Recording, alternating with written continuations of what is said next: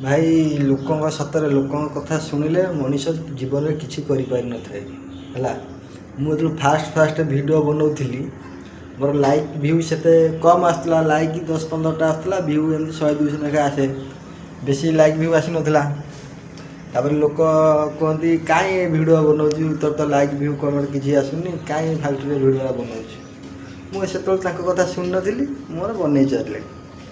ଏବେ ମୋର ମାନେ 10-12ଟା ଭିଡ଼ିଓରେ କ'ଣ ଟିକେ ଭଲ ଲାଇକ୍ କମେଣ୍ଟ ଆଇଛି, ଭ୍ୟୁ ଭଲ ଯାଉଛି, ଲାଇକ୍ କମେଣ୍ଟ ଏମିତି ଭଲ ଆସୁଛି ବୋଲି ପୁଣି ଜଣେ ମୋତେ ଫୋନ୍ କରି କହୁଛି ଯେ ତୁ ମେସିନ୍ ଭିଡ଼ିଓ କରି ପୋଷ୍ଟ କରୁଛୁ ବୋଲି ତୋର ଏତେ ଲାଇକ୍ ଭ୍ୟୁ ଏତେ କମେଣ୍ଟ ଆସୁଛି।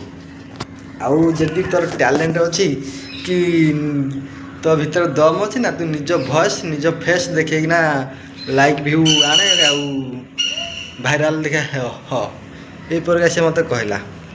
ମୁଁ ତା କଥା ଶୁଣିଲିନି କ'ଣ, ମୁଁ ବି ତାକୁ କହିଲି ଠିକ୍ ଅଛି, ମେସିନ୍ ଭିଡ଼ିଓ ପକେଇ ମୁଁ କ'ଣ ଲାଇକ୍ ଭ୍ୟୁ ଆଣୁଛି। ହେଲେ ମେସିନ୍ ତ କିଛି କହୁନି ନା, ଯାହା କହୁଛି ମୁଁ କହୁଛି, ମୋ ଚେହେରା ବି ଦେଖାଉଛି ମେସିନ୍ ସହିତ। ଯଦି କହୁଛି ମୁଁ ବି ଆଉ ମେସିନ୍ ଭିଡ଼ିଓ ପକେଇବି ନାହିଁ। ଯଦି ମୋ ଭିତରେ ଟ୍ୟାଲେଣ୍ଟ ଅଛି କି ମୋର ଦମ୍ ଅଛି, ମୁଁ ମୋ ଭିଡ଼ିଓ ମୋ ଭଏସ୍ ମୋ ଫେସ୍ ଦେଖେଇକି ମୁଁ ଲାଇକ୍ ଭ୍ୟୁ ଆଣିବି। ତ ଏଇଠୁ ବୁଝିବାକୁ ପଡ଼ୁଛି ଯେ ଲୋକ ଯେତେବେଳେ ତୁମେ ସଫଳ ହେଇନଥିଲ ସେତେବେଳେ ଲୋକ ତୁମ ପଛରୁ ହିଁ ଟାଣୁଥିଲେ, ସଫଳ ହେଲା ପରେ ବି ଲୋକ ତୁମ ପଛରୁ ହିଁ ଟାଣିବେ। ଏଇଟା ହିଁ ଗୋଟିଏ ସତ କଥା।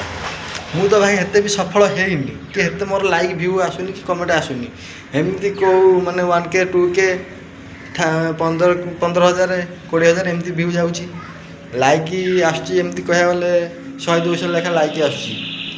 ତ ସେତେ ବି ମୁଁ ମାନେ ସଫଳ ହେଇନି ନା, ତା ଭିତରେ ବି ଲୋକ ମୋ ଗୋଡ଼ ଟାଣିବାକୁ ମାନେ ପଛଉନାହାନ୍ତି। କ'ଣ କହିବ କୁହ। ସେଥିଲାଗି ଲୋକଙ୍କ କଥା ଶୁଣିଲେ ନା ତୁମେ ଜୀବନରେ କିଛି କରିପାରିବନି ହେଲା। ଯିଏ ଯାହା କହୁଛି କହିଚାଲ, ତୁମେ ତୁମ ନିଜ କାମ କରିଚାଲ ହେଲା। ଲୋକ ତ ଭାଇ ଭଲକୁ ଖରାପ, ଖରାପକୁ ଭଲ ବି ମଧ୍ୟ କହିବେ ନା।